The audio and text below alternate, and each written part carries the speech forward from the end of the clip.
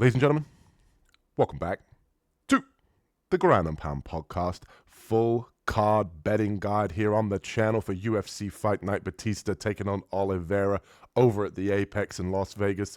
And this series is designed to give you my thoughts, my feelings, and my opinions on each individual fight on this Apex card.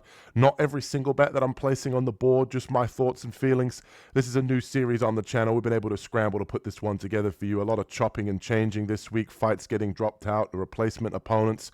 We've been able to get this one together for you. If you're enjoying the content, hit that like and subscribe button. Let's dive right in to the early prelims. All right, people. Kicking things off, early prelim opener here. We've got Segula taking on Priscilla Cachoeira, and I think violence in this fight. I don't really like a side either way. My pick on the full card breakdown was for Segula to be able to get the takedowns here and use the ground game, but I'm not super confident. We've not seen it from her in the past, but we know that Priscilla doesn't necessarily have a good ground game, and she gets taken down and held down. The way I see this fight playing out realistically is that Segula leaves herself exposed on the feet. Priscilla does have power. I think also as well, if Segula does get this fight to the ground, she might be able to find a submission. So I'm going with a finish at some point, under 2.5. It's the only play I really like in this fight. If I'm being honest, I'm not going to touch it myself. I don't really like it in this fight. It's one of the ones I'm most likely going to pass on this week. If you said gun to my head, which side am I going to take in terms of an actual bet or in terms of a money line, I would probably go dog or pass here. And that's why I've gone with the value play of Priscilla Cachoeira under 1.5 rounds. She gets knockouts in the first round. It's pretty much her game plan. If she can't knock you out early in the first, I think she tends to struggle. So Priscilla and under 1.5 in this one is sitting at around plus 375. So almost 4-1 on your money here. Like I said, don't want anything to do with this one. Probably one of my least confident fights in this UFC Fight Night card. I think there's better spots in this event. Not a fan either way. Just going with violence. Moving on. And next up, we got another one that I think could be a little bit tricky, but I think there's value to be had here. We've got Jakub taking on Gafarov. And Gafarov is a guy that we've seen get submitted early in round one before against Said Nurmagomedov. He will mix in wrestling. He does load up on his shots at times, which I think can open up takedowns for Jakub. And Jakub had a good UFC debut. He was able to beat Patchy Mix. He showed levels to his ground game. Great submissions, nice guillotines. And I'm not necessarily a confident play in this one for me, but I do think that Jakub moneyline is a very viable option. I like the dog in this one, definitely more than I liked in the previous fight. I think Jakub is a guy that could definitely find a submission in this one. I expect there to be some sort of grappling at some point, whether it's Jakub exchanging and getting the takedown with a level change, or Muin not necessarily having the success on the feet that he wants, kind of struggling with the pressure of Jakub and ultimately shooting his own takedown and either getting swept or guillotined here. So I do think that Jakub, I would rather go dog or pass here in terms of a value play as a medium level confidence pick. And I do think that Jakub by submission is very live, maybe second or third round. That's why I've got the value play of Jakub here, round 1 or round 2, sitting at around plus 320. Value to be had here. I think he can find a finish with the submission. Go 2-0 inside the UFC. Again, not necessarily my favorite play on the board this week, but I do think that Jakub's going to be able to get it done. A lot of people have kind of been back and forth in terms of the money line this week. It's kind of been, I think Jakub opened as the favorite. He's now the betting underdog. I actually think that that's just because people are seeing the Muin Gafarov line and they're kind of just saying, well, what has Jakub proven at this point? A win over Patchy Mix hasn't necessarily impressed too many people, but I think Jakub here is the right side, taller, rangier, a guy that can put up volume in the striking, and Muin is kind of a guy that on the feet will throw one shot at a time. So I think at some point there'll be a grappling exchange. I think Jakub will be fine in the striking, and ultimately there'll be some sort of submission here early in round 1 or maybe later on in the second round. Next up, we got Wang Kong taking on Eduardo Moura, and I got to say, I think this one goes the distance. I think what we're looking at is a fight that goes longer here. Confident level play over 1.5. You can parlay that one minus 400. I feel good about that one. Both women very durable. I don't think that Wang Kong is going to get mopped and dropped and submitted in this one like we'd seen in the past. I think this one goes over. Moura is shown to be a tough girl. She looks better at this weight class, and I think ultimately her wrestling here is going to be enough for her to get by, at least to get to the judges' scorecard, stall out, burn the clock, and ultimately we get a good 1.5 here as a prop to add to our confident parlay. And for the medium level confidence, I got the plus money here on Wang Kong by decision. I think she should get this one done with the striking, dancing around on the outside, like I explained in the full card breakdown. I think her ability to have the striking advantage, the range advantage here, and realistically just kind of give one and ultimately not get taken down here is just what it's really gonna come down to. We know in the Apex there can be some shitty judging at times. We know in Moore's case that she's going to be the grappler. She's also going to be the one getting her face jabbed off, and she's going to be the one wearing all the damage. So I think Wang Kong by decision, very viable option. And for the value play, because I do see this one going long, is fight ends in split decision or majority decision is sitting at around plus 500. I think if we get a split here where one judge in the shitty Apex decides, hey, I value the wrestling of Moore in 2 of these rounds where she gets an occasional takedown, you get one judge that scores it poorly and ultimately one judge here that scores it the other way. We could be looking at a split decision sitting at around plus 500. I think it goes longer. I do have Kong. I think Kong by decision is probably the right play, one that we might look at this week. But ultimately, I think the fight goes to the judges' scorecards. That would be my value play this week. And next up, we've got one that's kind of been thrown together last minute. We've got Nico Price against Nurmagomedov, butchering that name. But a few moments later. Veretennikov, that's the guy's name. Struggling with that one in the morning. But yeah, against Price, Nico Price, UFC veteran, a guy that's kind of been around the block, known for not necessarily having the best chin at this point. But Veretennikov also has a weakness that I don't think a lot of UFC casuals are aware of, is his takedown defense is poor. He's a guy that will get taken down. He will end up, kind of being dominated on the ground. And I think that this line here, I don't want anything to do with Veretennikov at minus 300. There's no way I'm playing him as a favorite. Keep him out of your parlays. Not confident whatsoever. And now I've said all of that. Watch Veretennikov come in here and knock out Nico Price in the first round. But I'm going with a different angle here. I think the value is to be had in Nico Price with the wrestling. I think most takedowns landed by Nico Price at minus 600 is very safe. He is going to come in here and wrestle. That's why I think he's took this fight on short notice. I expect him to kind of be ready. He's not fought in a while. I expect him to come in here and kind of be fighting for his job. He is a UFC veteran. I think he's going to be ready against a guy from Veretennikov who's not UFC level. I think he's going to be licking his lips for this matchup, which is why he stepped in on short notice. I like him to come in here, wrestle, and get the most takedowns at minus 600.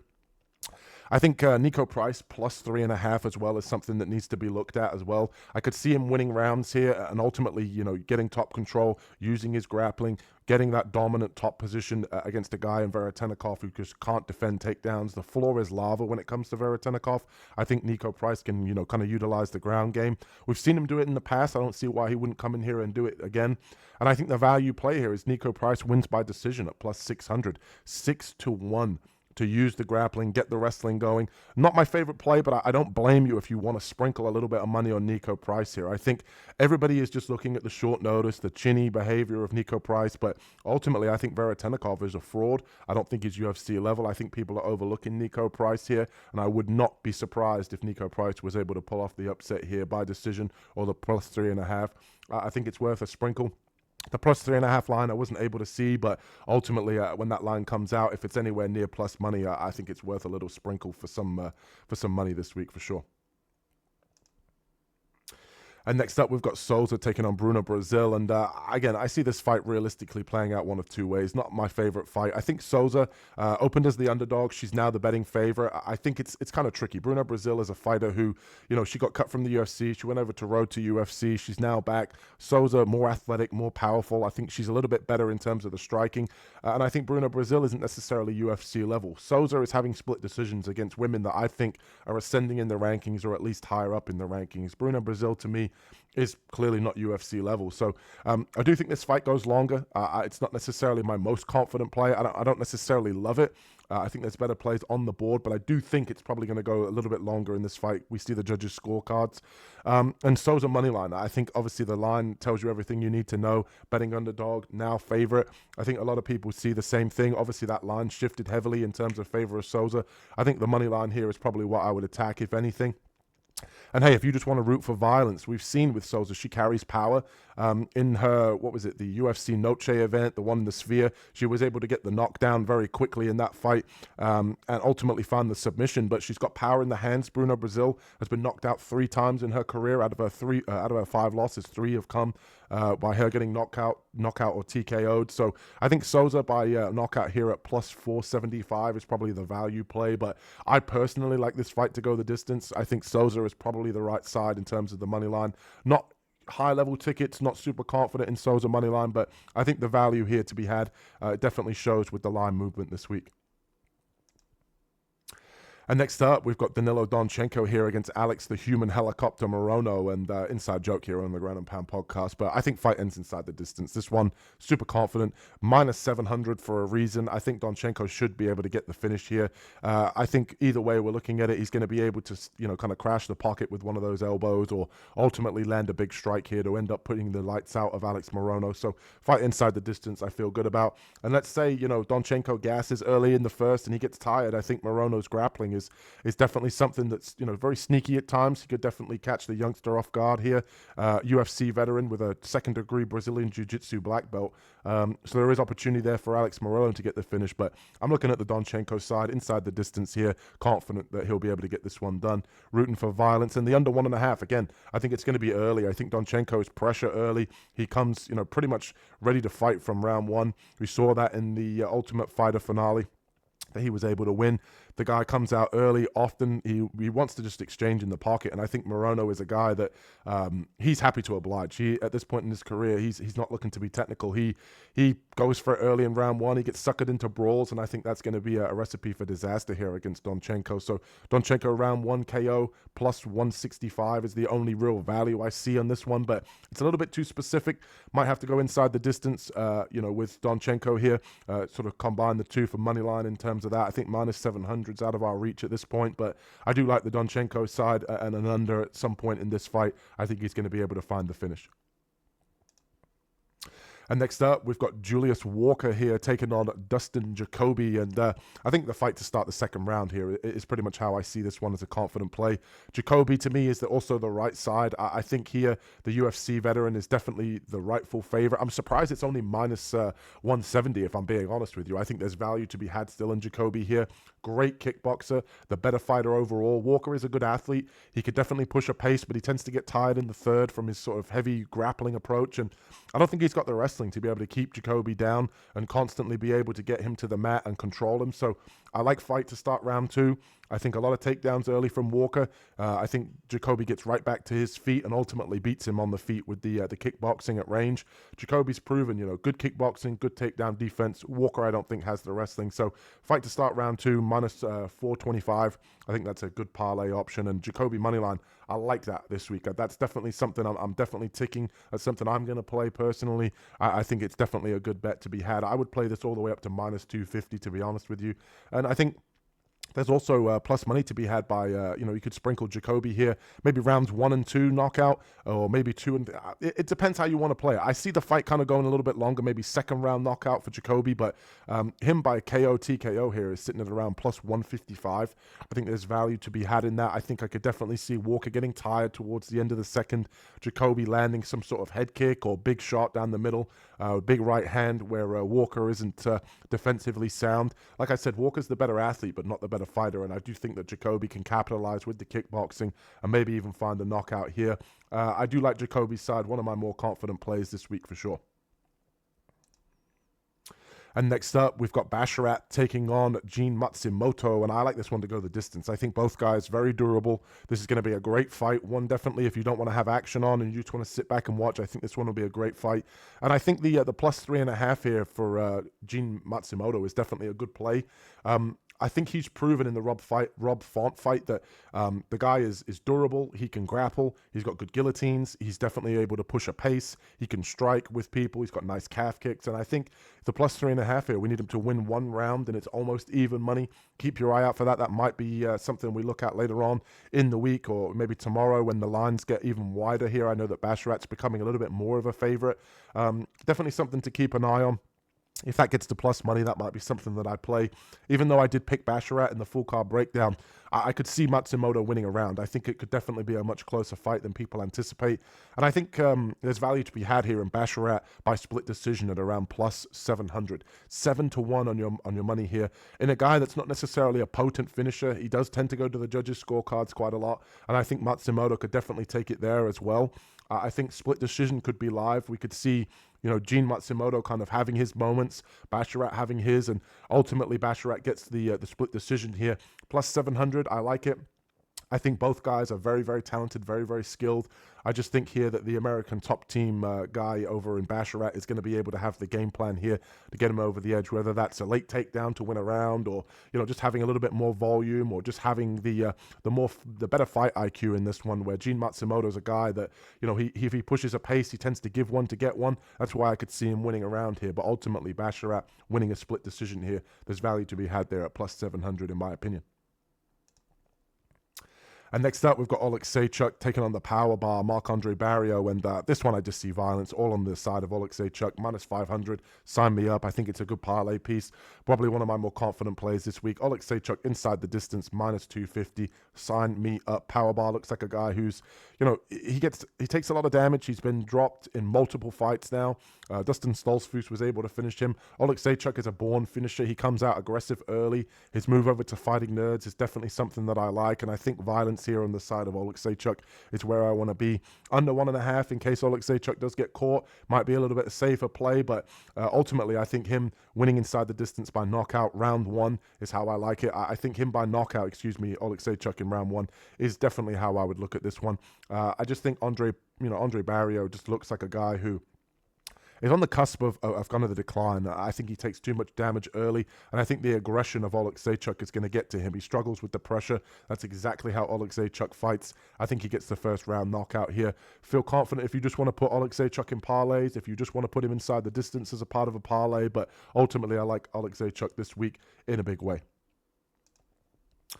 And next up, we've got Kunyev taking on Almeida, and I got to be on the side of Almeida here. He's higher ranked in the division for a reason. Obviously, Kunyev is a guy that's obviously Dagestani wrestling and was able to defend a lot of the Curtis Blades takedowns, but Almeida is more athletic. I think Almeida's speed is going to be a difficulty for him. I think he's going to be able to get this fight down to the ground, especially early and often. I do think this is going to be a sloppy heavyweight fight. I think it's probably going to go the distance, if I'm being honest. I think a lot of people are expecting a finish, but I think with Almeida's lack of ground and pound, I think Almeida is a guy that likes to, get onto dominant positions, win minutes, and ultimately look for submissions. And if he can't get them, he's just going to ride you out for a dominant decision. And I think Kunyev is a guy that, with the wrestling and everything, he can stay positionally sound on the ground, defend most of the takedowns, but I just don't like the striking from Kunyev enough to capitalize. So I think fight to start round 2 at minus 200, I think is a great play, if I'm being honest. I think sloppy heavyweight fight, we don't see a first round finish here. And I think ultimately the side of Almeida gets it done. I don't blame you if you want to play that money line. I think people are just hypnotized by the Dagestan in the name, with Kunyev, and they're just going to go with the fact that, he was able to defend a lot of the takedowns of Blades. But Almeida is much more explosive than Blades.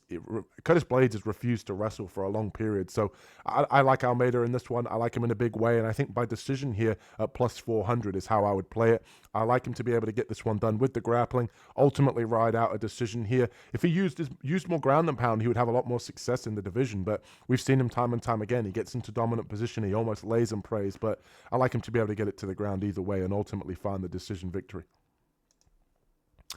Next up, co-main event, we've got Horiguchi taking on Amir Albazi, and I like Horiguchi in this one. I think he's far too fast, the better striker. He's got grappling as well. I don't think that Amir Albazi is going to be able to get this fight to the mat, and I think that's going to be a recipe for disaster here. I think Horiguchi is a guy that can have success on the feet or the ground wherever this fight takes place. Obviously a UFC veteran, along with I believe it was Bellator veteran as well. Over 1.5 is what I like in this one. I don't think it's going to be a fight where we see a finish. We'll talk a little bit about the finishing upside here for the props later on, but I just think Albazi's durable. I do think the over 1.5 is live in this one, and I think we'll see a lot of scrambling, a lot of clinching up against the fence here, but ultimately I think it goes over 1.5 rounds. And Horiguchi wins by KO or decision is how I play this one. I don't think he's going to be able to get the takedowns and ultimately find a submission. I think Albazi's ground game is too good for that, but I do ultimately think on the feet, he's going to either find the knockout like he did in his last fight against Tagir, or he's going to be able to have the bigger moments in the striking to ultimately win a decision here. Albazi's proven to be durable. He's a guy that can go 5 rounds. He's a guy that at the end of the day, he wants to look to be able to take you to the mat. But we saw in the Kai France fight, split decision, that he can hang on the feet enough to be able to stay defensively sound and not get knocked out. So I do think Horiguchi here, KO or decision, there's value to be had there by -250. I like Horiguchi's side, but I will say, I don't necessarily think that Horiguchi is a guy that's proven too much at this point. Tagir Ulanbekov is not necessarily a UFC, high-level Dagestani wrestler that a lot of people know and love. But I do think that Albazi, there's value to be had here by submission or decision. He could come back here and kind of cause the upset. I think this line's a little bit too wide. I would look at this as more like +200 Albazi. So I think there's, kind of a little bit of room to be had. I do think that he could be able to pull off the submission or the decision here. If you want to just take the money line, I understand. I do think that line, I actually think that might be a typo. It's +300 or +325 here for submission or decision for Albazi. But I ultimately, I'm going to go on the Horiguchi side. Not my favorite play. I think Horiguchi's still got a lot to prove inside the UFC. But if you want to just sprinkle on the value here of Albazi, I don't blame you. He is a good fighter. I just question whether he's going to be able to dominate with the ground game. And that brings us to the main event. And if you're enjoying the content, hit that like and subscribe button as we break down this main event. And I'm on the Bautista side, man. I've had my gripes with the guy in the past. I think this fight's going to go long. I think we're going to see a decision here from both guys. I think this is just going to come down to Bautista being well-rounded. I think he's going to do what it takes to win, and I think Oliveira doesn't have the gas tank to fight 5 rounds. I think it's going to be very back and forth for the first 3 rounds. I think Bautista is a guy that has the better boxing. I think the kicks of Oliveira and the pressure are going to be good early, but ultimately late. I think the grappling of Bautista could come into play, but I like the Bautista side. I think, like I said, he's more well-rounded. You're getting him at almost even money, and I think it's one of these fights where I look at people, I look at the money line, I look at the public, and I say, well, I think a lot of people are going to be enticed by that plus money. They're all going to be on the side of Oliveira. They're all going to attack the plus money, and Bautista's obviously going to be the correct side as a well-rounded fighter. A lot of the public don't like Bautista because of that Jose Aldo performance, but I think he gets it done here. Biases aside, we know with betting it's more about, putting our biases and our favorites aside and really just looking at the matchups and the X's and O's. I like Bautista this week. Not my most confident play, medium level sort of parlay here, but I like Bautista to get it done. And ultimately, I think Bautista by decision here at +220 is definitely a great side to be on. I like this fight to go long. I think he can win late rounds. I think he'll steal a couple early, and I think Oliveira is going to get tired and gas. And I think that Bautista is underrated. I do think he is a good fighter, and I think the well-rounded skill set is going to come into play. 5-round experience for him. In this one, obviously, Oliveira's not necessarily had 5 rounds as far as I'm aware. And I don't necessarily think that Oliveira's fought the tougher level of competition here. I think Bautista's fought the who's who. And I think that he's underrated in this spot. And I think that the plus money is going to sucker people in the main event. So that's everything that we've got time for here on the betting guide for UFC Fight Night. Bautista taking on Oliveira. If you're enjoying the content and you want to keep this series going, hit that like and subscribe button. And we'll catch you guys in the next one. Peace.